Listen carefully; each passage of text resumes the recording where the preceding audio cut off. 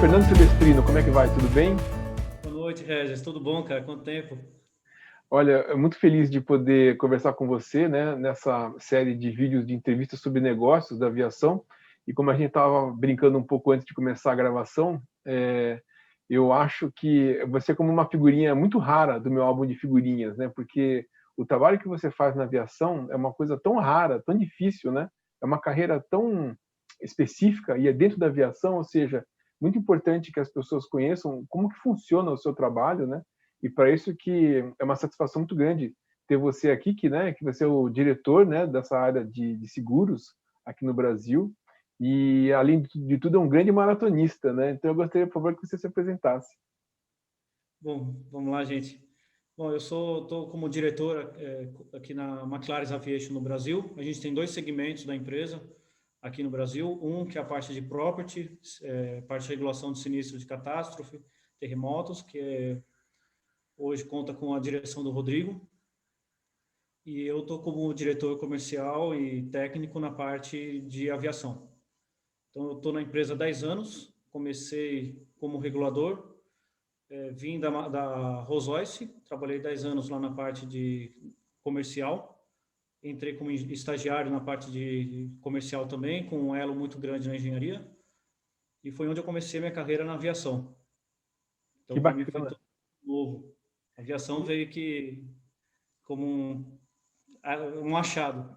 e como é que foi que você começou na aviação? Assim? Onde que você começou e como é que você foi descobrir a aviação?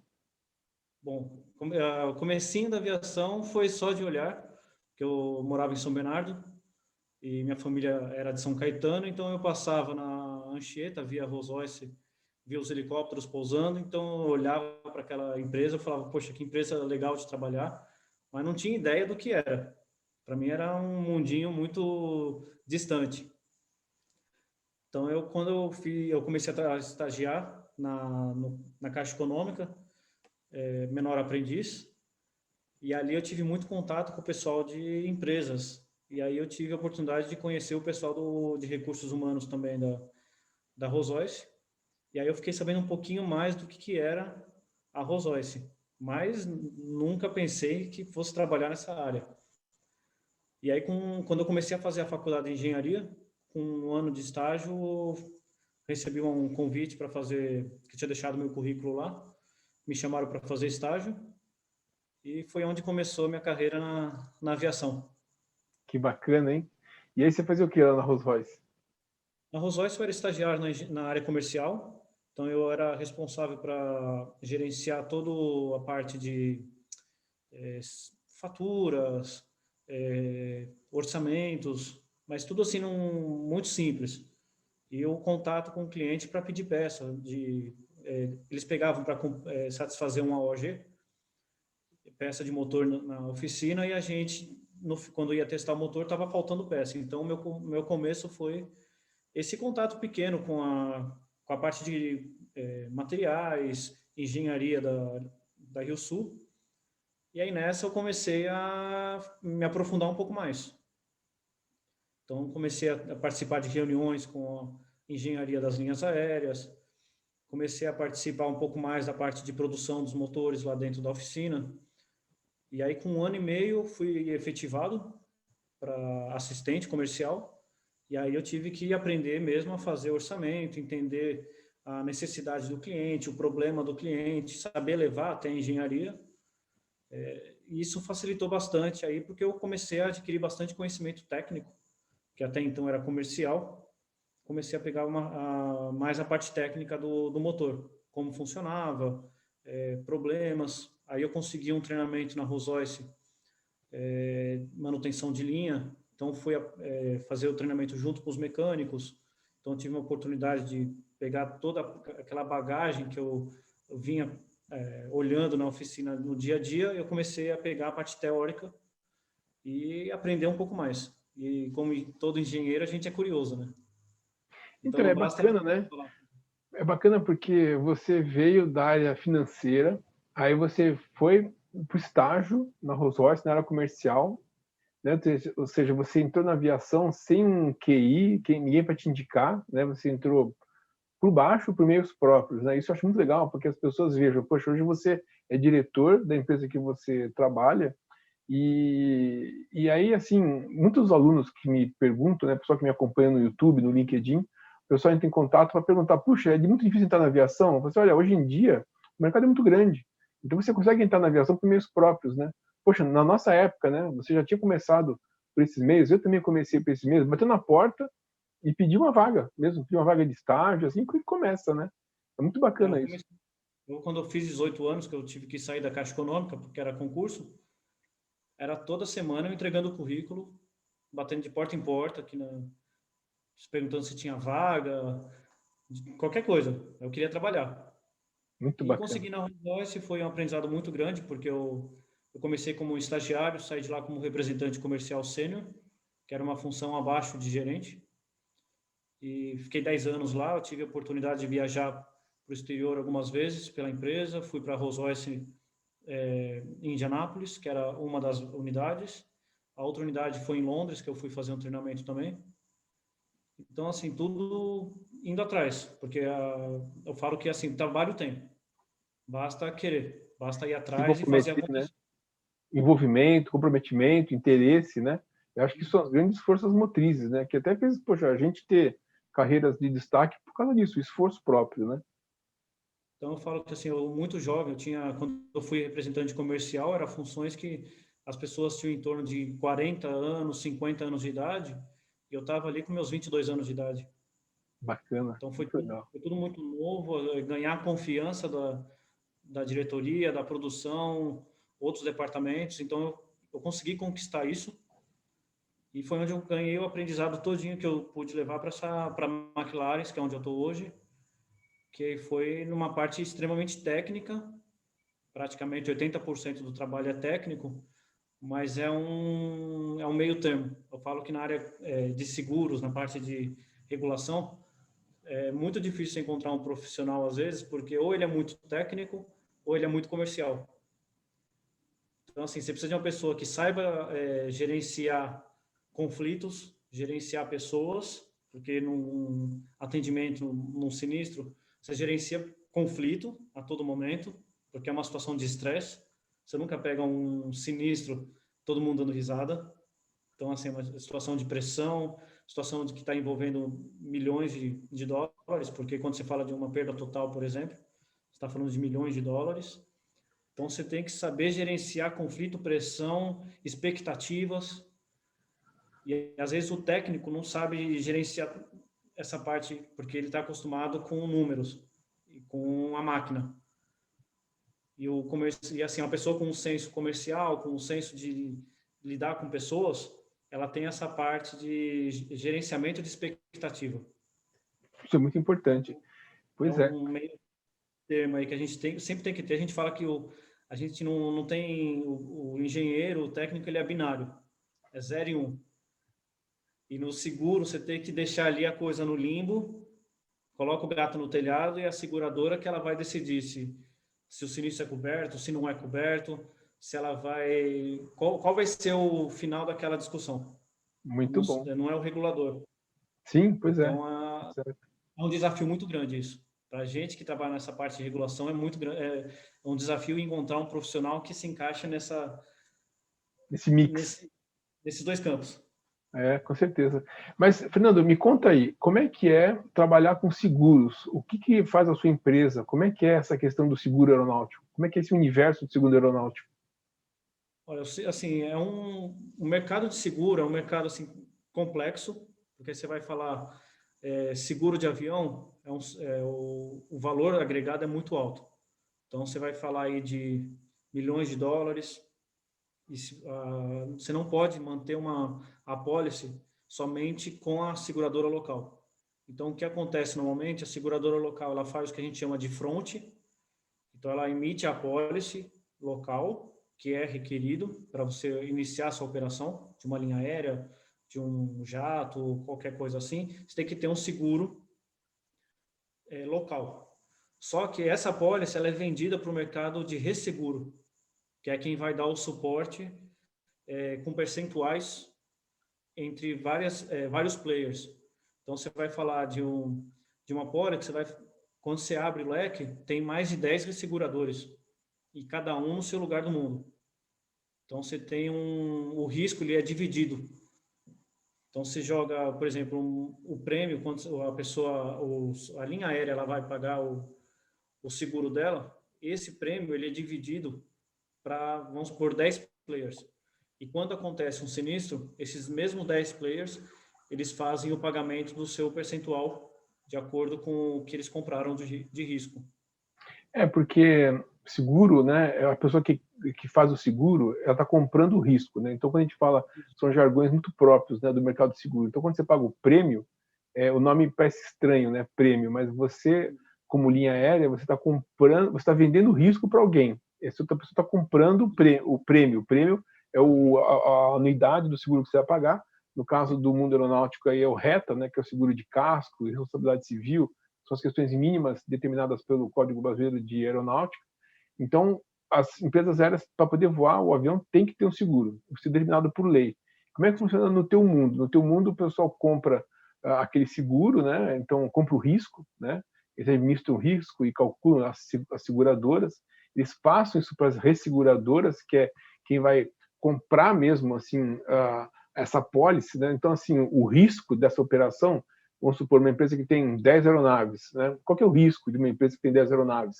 Tudo isso é quantificável, que é a tal da ciência atuarial, né? Ele vai quantificar quanto é o risco de ter um incidente, um acidente, pelo tipo de operação, pelo tipo de treinamento que as pessoas têm, enfim, tudo isso é uma matriz enorme que faz a conta, e aí essas resseguradoras pelo mundo afora, elas vão comprar um pedacinho do risco para dividir o risco entre todo mundo. Isso no mercado de seguro é muito comum, né? Acontecer isso, né? Ainda mais o seguro de aviação, né? E quando você fala, por exemplo, quando está em época de renovação, as grandes empresas, elas costumam fazer o roadshow, que a gente chama nesse mercado de seguro, que é fazer a exposição da sua empresa, expor o risco para quem está disposto a comprar, que são os players do mercado. Então, você vai falar da sua operação, a qualidade da sua manutenção, históricos de acidentes, o que você fez para melhorar a qualidade da sua empresa. Então, tudo isso são fatores que começam a auxiliar a venda do seu risco. Então, você vai expor o seu risco e o outro lado vai analisar se é passível de compra ou não e quanto que ela vai comprar desse risco. Então, você tem que ter um gerenciamento muito bom da sua empresa para você poder apresentar e poder vender o seu produto, que na verdade você está vendendo o seu produto, que é um risco. Então, Exatamente. é uma troca. Sim. E, Fernando, como é que a McLaren ela se situa nesse universo do seguro, né? Poxa, a gente contou sobre seguradora, ressegurador e operador. A McLaren faz o que nesse mercado? Então, nós somos reguladores. Então, quando você fala de regulador, o que faz um regulador de sinistro? O regulador de sinistro, ele é responsável, nós somos acionados no momento que ocorre um evento, um incidente ou um acidente. Então, os resseguradores, normalmente, quando você tem uma pólice de resseguro, você tem um líder, que é ele que vai gerenciar toda aquela pólice, então ele que vai determinar as regras do negócio. Os outros são o que a gente chama de following, que são os seguidores.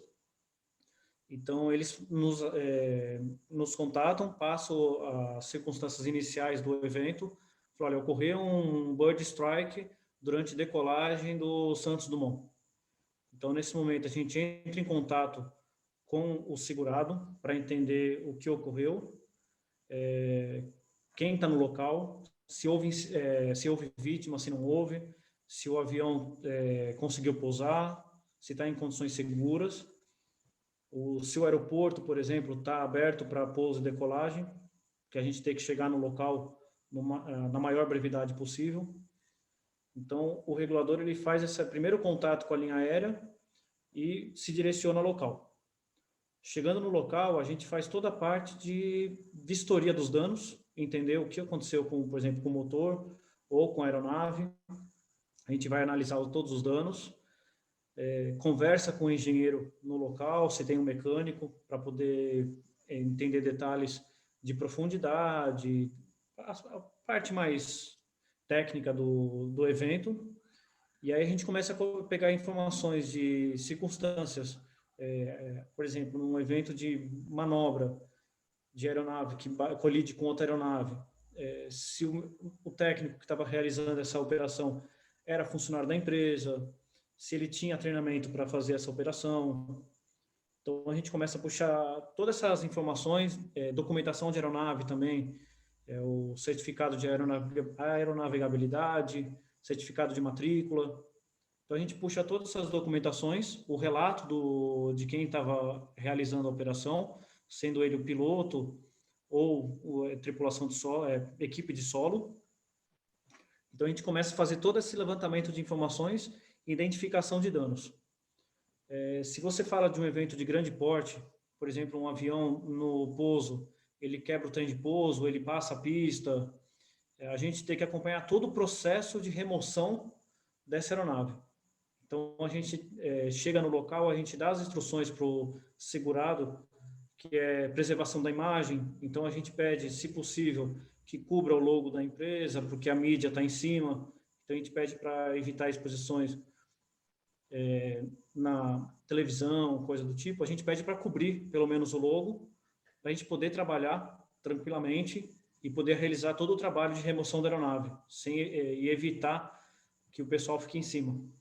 Porque esse é o negócio, né? Você faz uma avaliação técnica para um banco, né? O banco que é quem comprou, no caso a seguradora, é quem comprou o risco. Só que eles não entendem de aviação. Então, vocês são uma empresa especializada em aviação que vai lá para explicar em financês o que quer dizer em aeronautiquês, não é isso? A gente tem que falar todas as línguas em nome da seguradora. Nós somos os olhos da seguradora, somos nós que estamos ali para reduzir custo para a seguradora, auxiliar o operador, porque ele está no momento de tensão. Então, e você tem que explicar como funciona o seguro naquele momento. Então, falar, olha, você tem cobertura disso, disso e disso, então a gente vai te auxiliar isso aí. Isso você não tem cobertura, então isso vai ter que arcar do seu bolso, porque quando acontece tudo, eles acham que tudo vai ser coberto. Pois é. Então, a gente tem que passar algumas informações naquele momento de uma forma que o operador ele não se sinta desamparado, lesado, né? Sim. Uhum. E desamparado. Então, a gente acaba sendo psicólogo, a gente acaba sendo técnico, a gente faz tudo quando acontece um sinistro para preservar o segurado e evitar maiores desgastes para ele, maior do que ele já está tendo. Pois é, com certeza. Porque é um negócio que, assim, quem contrata a McLaren, quem contrata vocês, não é uma companhia aérea, né? Quem contrata vocês Não, são as seguradoras, né? seguradora, e a gente presta um serviço para a seguradora, mas acaba tendo esse contato, esse vínculo muito forte com a linha aérea, com o operador da aeronave, porque é o vínculo. A gente tem que é um trabalho em conjunto. Então você tem que não adianta você querer fazer o trabalho sozinho. O operador ele é responsável, por exemplo, para retirar a aeronave do aeródromo e poder liberar a pista. Só que muitas vezes ele não tem a ferramenta. Então ele não tem uma equipe que faça essa remoção, ele não sabe como fazer essa remoção, porque ele nunca atuou nessa área. Então a gente, com o nosso expertise, a gente acaba falando, olha, a gente tem um fornecedor que faz a remoção de aeronave, a gente tem um fornecedor que faz fornecimento de dormentes, por exemplo, para fazer içamento de aeronave.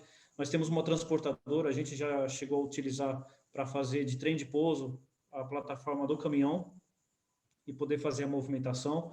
Então a gente entra em contato com as empresas para tudo isso, para reduzir o trabalho do operador, que já está pagando o prêmio e tem a seguradora tem que dar o suporte para ele.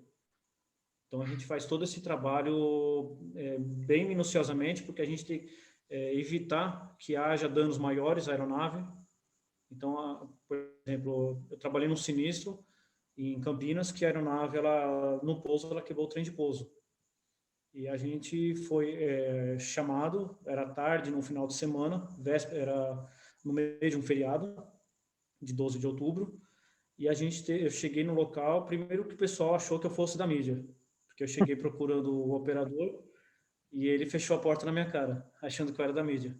Então eu tive que ligar para a seguradora ligar para ele e falar, olha, o Fernando está no seu escritório em Campinas e está precisando falar com você e vai dar todo o suporte.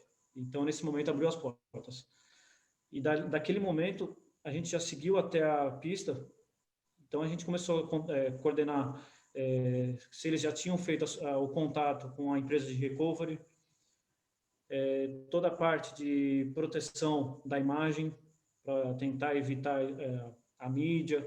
Nesse caso, não deu muito certo, porque a Infraero colocou, na época, toda a mídia dentro do aeroporto para acompanhar a remoção, porque era direito de imagem, não podia controlar, não podia ter essa proibição.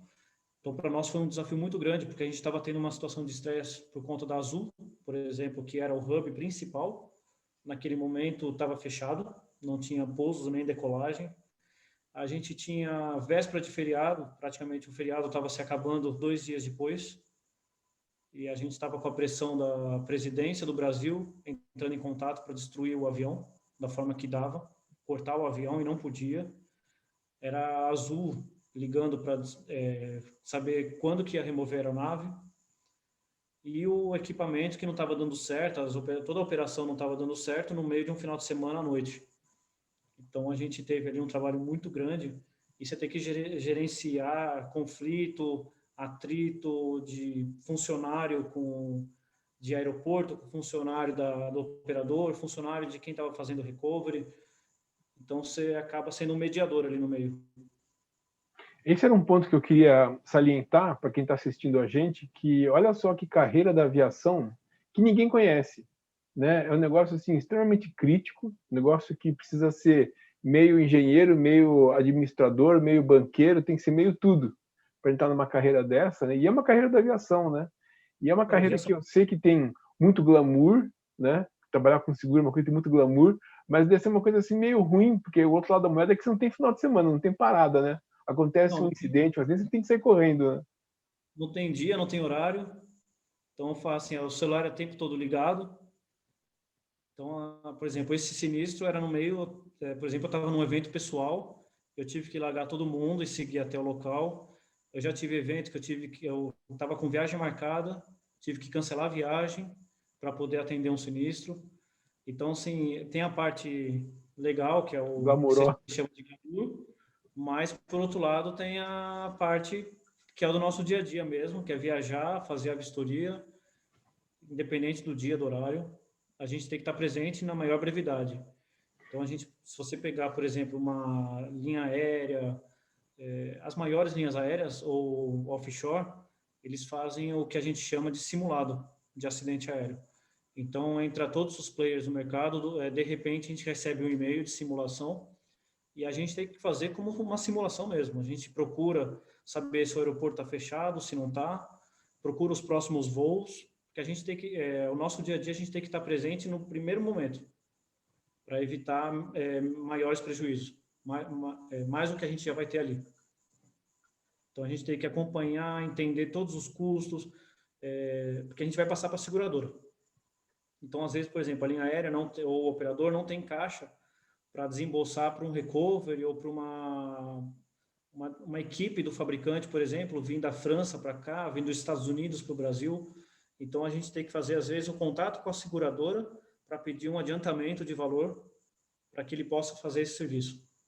Porque imagina, você vai pagar, às vezes, $200 mil para fazer uma inspeção no local, e $200 mil você não tem no seu caixa. Então, também a gente está ali para fazer esse pedido. É um trabalho muito bacana, né?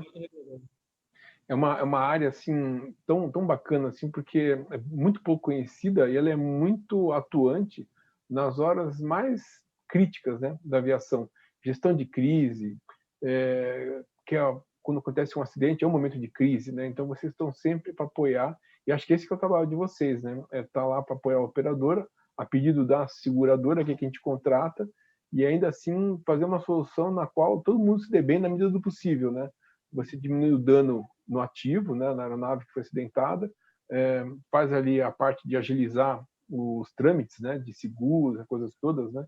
Isso é muito importante. Eu te digo porque eu já fui operador, já passei por situações parecidas, né, como operador, muitas empresas em diversas situações, e também já passei por essa situação de no offshore a gente fazer exercícios simulados e te dá uma pegada muito boa, de você ficar pronto para a ação o dia que for realmente um caso verídico, né? O seu tempo de resposta é muito melhor. Então, eu realmente apoio esses exercícios simulados. Eu acho que te dá uma pegada muito boa, uma dimensão muito boa do que fazer, e você, ao treinar, você consegue ver falhas que aconteceriam, né? E você consegue se preparar para que elas não ocorram no caso simulado, no caso real, né? Porque assim, você vai ver o tempo de resposta de cada uma das partes. Então, você vai ver, por exemplo, da nossa parte como regulador, a agilidade para chegar no local e dar o suporte em nome da seguradora. Você tem a própria seguradora local, que ela é a responsável para fazer o pagamento de qualquer adiantamento. Então, se você precisar de um adiantamento para fazer a remoção da aeronave, a seguradora local que vai ser responsável. Então, você vê também, nesse simulado, você vê o tempo de resposta para você ter esse adiantamento na sua conta. Você vê, por exemplo, equipe de psicólogos disponível para estar no local conversando com o pessoal, por exemplo, que vai receber as famílias, que aí é a parte do que quem atua são os advogados responsáveis pela parte civil, responsabilidade civil, que é o liability. A gente trabalha muito em conjunto com eles quando é um sinistro de grande porte, porque a gente faz a parte de remoção, mas a gente também dá esse suporte para eles para que possa facilitar a comunicação. Entendi. Então, é um trabalho bem complexo que, assim, para a gente que tá, quando você entra num mercado desse, você não tem ideia da complexidade que isso é. Porque você Pois é. chega no local e você se depara com O diversas inesperado, né? situações. Tudo é inesperado, né? Inesperado. Você não sabe o que vai vir pela frente.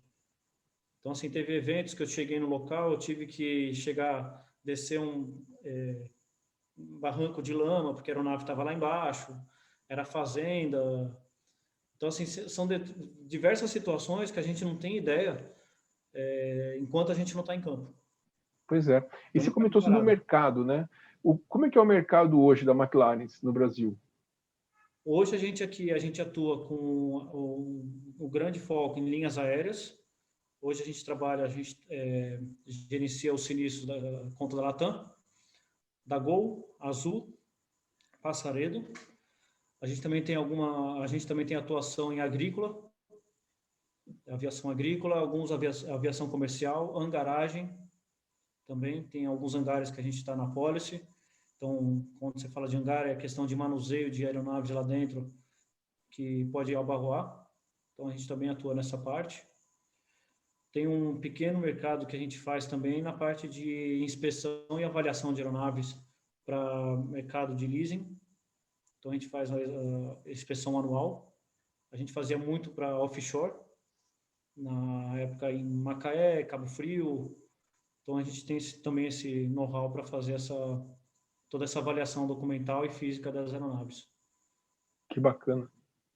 Então, hoje o mercado, assim, infelizmente, com a pandemia, deu uma desaquecida, então a gente acaba tendo que olhar para o mercado de aviação geral, que é o mercado que está hoje operando em maior quantidade.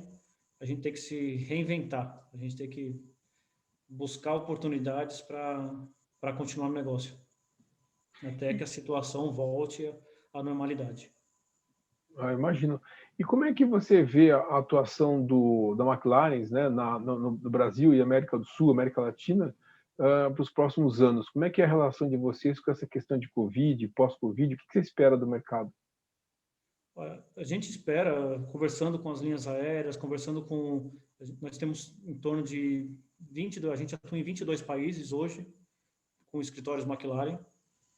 Então, a gente tem, por exemplo, representantes toda a América Latina, Estados Unidos, a gente tem alguns escritórios, Miami, Houston, tem no Canadá também, tem na Europa, e em conversa com eles a gente espera que com essa vacinação, todo esse processo que a gente está passando hoje, que a gente espera concluir até o final do ano, que a aviação ela começa a refletir paralelo à vacina. Então, vai ter uma reação positiva aí no segundo semestre.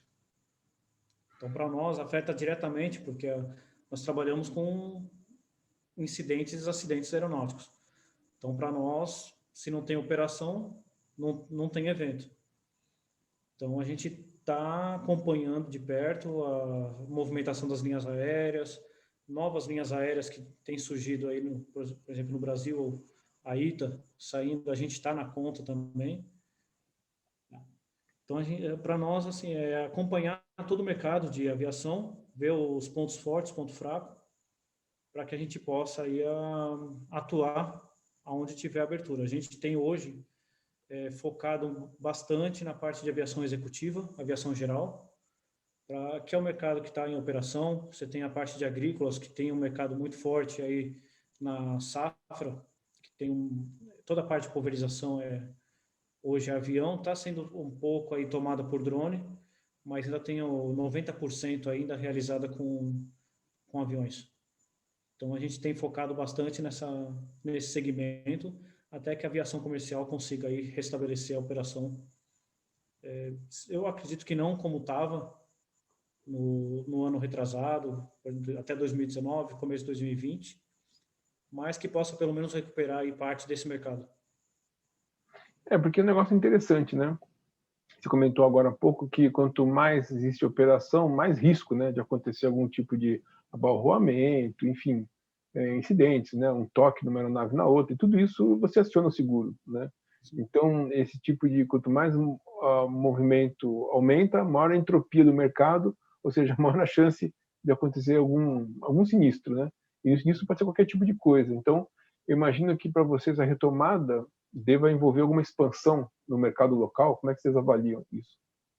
A gente tem na retomada aí a expansão de mercado, porque tem, por exemplo, o Brasil tem 2 linhas aéreas aí para comer. Uma já na parte final, já na certificação, que é a ITA, e você tem a Nela aí que tá beira de tá na iminência de começar. Então a gente está observando o mercado para ver como ela vai entrar, quando ela vai entrar, a quantidade de aeronaves, para que a gente possa também apresentar a nossa proposta de negócio, porque a gente faz a apresentação não só para a seguradora, mas também para a linha aérea, para ela saber quem são os players do mercado. Então a gente faz a parte comercial olha, a McLaren, ela atua em tais regiões, a gente tem escritórios em diversos pontos do mundo, então a gente faz também todo esse acompanhamento para poder atuar quando o mercado reagir à situação que a gente está hoje. Eu te digo assim, por experiência própria, né? A gente já se conhece há muitos anos, né? Acho que uns 10 anos, o tempo que você está no mercado de seguros, a gente já se conhece por se encontrar várias vezes, né? Em situações que envolvia seguro, enfim, uma aeronave que dá um toquinho aqui, que dá um toquinho ali, e tem que estacionar o seguro e tal. Mas eu acho muito bacana o trabalho que vocês fazem, porque de todas as dezenas de vezes que a gente já se encontrou nesse mercado, era um apoio importante que eu via em vocês de fazer uma ponte, né, com a seguradora, né, porque a gente está sempre preocupado, né, como é que vai ser primeiro o caso do dano da aeronave, enfim, coisas que podem acontecer, mas é legal ter uma instrução também de uma pessoa mais técnica relacionada ao seguro. Isso, te digo de experiência própria, para mim foi muito útil em diversas situações que a gente teve a oportunidade de trabalhar junto. Né? Porque assim, o segurado não está acostumado, e nem tem que estar acostumado, porque quanto menos acidente acontecer, melhor. Mas ele tem que ter alguém que ele possa se sentir confortável e ter a informação que ele precisa naquele momento. Então, o que a gente costuma fazer quando a gente chega no local, primeiro é apagar o incêndio. Então, a gente chega, olha e fala, olha, vamos fazer isso, isso e isso, com base em experiências anteriores, a gente teve sucesso. E aí, quando a situação se acalma, a gente começa a passar os pormenores. Então, a gente começa, olha, quando você for fazer a apresentação de custos, você seleciona custo que você teve de logística, custo operacional seu, alimentação, hotel, porque às vezes o segurado não tem ideia do que engloba a sua pólice. Então a gente faz toda essa instrução para eles para que ele possa se sentir amparado e confortável e falar, olha, o que eu preciso apresentar. E a gente trabalha sempre de forma muito clara para que não haja, porque o regulador ele é visto como no automóvel o que vai negar. Então todo mundo tem medo de falar alguma coisa para a gente. Eu te digo como operador que isso para mim sempre foi muito bacana, a postura de vocês, assim, sempre foi muito útil. e sempre foi uma parceria muito proativa. Então, isso é importante dar o meu testemunho como operador do mercado, né? Mas agora, para encerrar, eu vou te pedir duas posições suas, duas opiniões suas. Primeiro para os meus alunos aí da graduação, da pós-graduação, né, o pessoal que sempre quer saber sobre o mercado, o que você acha que seria um caminho para uma pessoa trabalhar nessa área de seguros, né? E se é a primeira pergunta. E a segunda pergunta é como é que você vê a perspectiva futura de contratação nesse segmento, né? Quem é das ciências atuariais, quem vem da engenharia, administração e quiser entrar nessa carreira, que caminho que deve seguir? Olha, primeiramente é força de vontade, aprender. Assim como eu falo por conta da minha bagagem, eu comecei nessa área de seguros por acaso, eu fui convidado a trabalhar nessa área, não fazia ideia do que vinha pela frente, do que era o trabalho em si. Eu vou ser sincero que quando eu fui chamado para ser regulador de sinistro aeronáutico, eu falava, poxa, eu não vou trabalhar, porque não tem trabalho, não tem acidente. Mas a gente não faz ideia da dimensão, da quantidade de eventos que acontecem. Colisão de pássaro, granizo, abarroamento de aeronaves em pátio, situações de colisão de equipamentos de solo na aeronave. Então, assim, são diversos tipos de sinistro que a gente não tem ideia que acontece no nosso dia a dia. No aeroporto, no mundo do aeroporto, acontece inúmeras coisas que a gente não faz ideia do lado de fora. Então, é assim, a vontade de aprender, o técnico é perguntar, não ter vergonha. Eu falo que na aviação você não tem dúvida. É igual o piloto achar que tem dúvida se, por exemplo, dá para passar num espaço entre duas aeronaves. Na dúvida, ele é o responsável, então não vá. Pede instrução, pede ajuda, e assim, eu acho que em todo o mercado aeronáutico, não tenha dúvida, pergunta. Então, na minha parte, eu posso falar que isso funcionou. Eu sempre fui muito questionador, eu perguntava como funcionava, o técnico mesmo, a gente não conhece tudo, é uma amplitude, é uma dimensão muito grande. Você falar de quantas aeronaves a gente tem, modelos no mercado, inúmeros, tipo de motores, inúmeros. E ninguém é detentor de conhecimento amplo, total, que fala, não, eu sei de tudo e consigo tocar todos os projetos sem questionar ninguém.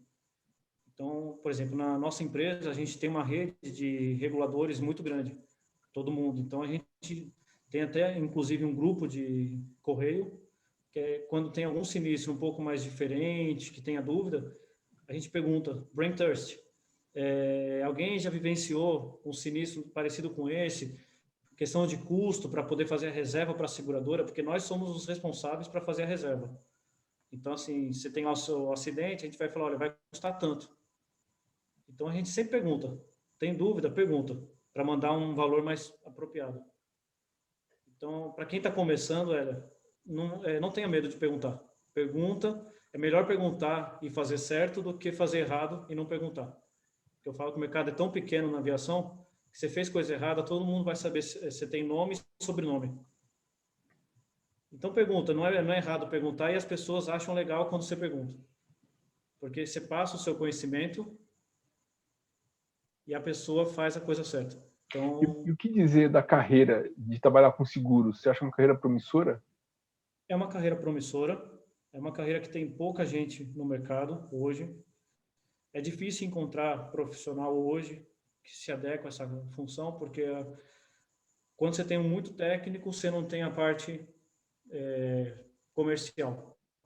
E quando você tem a parte comercial, que é a parte administrativa do processo, a pessoa conhece bastante de seguro, a pessoa não tem o técnico para te ajudar. Então, você tem que ali dar aquela peneirada para conseguir encontrar uma pessoa capacitada para essa função. Mas eu recomendo a qualquer um que queira entrar. É uma área muito ampla, você vai desde trabalhar em campo até trabalhar no escritório. E você tem a gama de conhecimento que você adquire é muito grande. Porque você vai aprender de aeronave, você vai aprender de motor, você vai aprender de seguro, e você vai ter contato com todas as áreas da empresa, porque você tem contato com a área financeira, a área técnica, a área de suprimento de materiais. Então, vale muito a pena. Eu falo que se eu não sair, se não me tirarem da McLaren, eu pretendo ficar, fazer carreira aí não só aqui, mas, se possível, aí no exterior. Muito bacana. Excelente, Fernando. Muito obrigado pela oportunidade dessa entrevista, da gente poder conversar e conhecer um pouco mais as perspectivas da McLaren para o Brasil, né, para a América do Sul, para os próximos anos, e conhecer um pouco mais também sobre o seu trabalho, né? Mais uma carreira que é possível das pessoas trabalharem na aviação, e eu te desejo muito sucesso na carreira aí, que você tenha grandes projetos e grandes realizações, ok? Legal, Rez. Obrigado. Fico à disposição aí, se tiver dúvida, você tem o meu e-mail, a gente esclarece as dúvidas, telefone, se tiver alguma dúvida também, tá? Fica à vontade. Tá? Para mim foi um prazerzaço revê-lo. A gente trabalhou, a gente só se encontra em Sinistro, né? É verdade. Entendi. Normalmente eu falo até logo para as pessoas falam, poxa, eu não quero te ver tão cedo. Mas o pessoal, quando vê, a gente tenta sempre dar o maior conforto possível e reduzir o estresse e poder prover aí o suporte necessário. Nossa, dessa vez a gente não está falando em Sinistro, a gente está conversando aí numa situação mais tranquila. Com certeza. Valeu então, Fernando. Um abraço, cara. Sucesso. Até mais.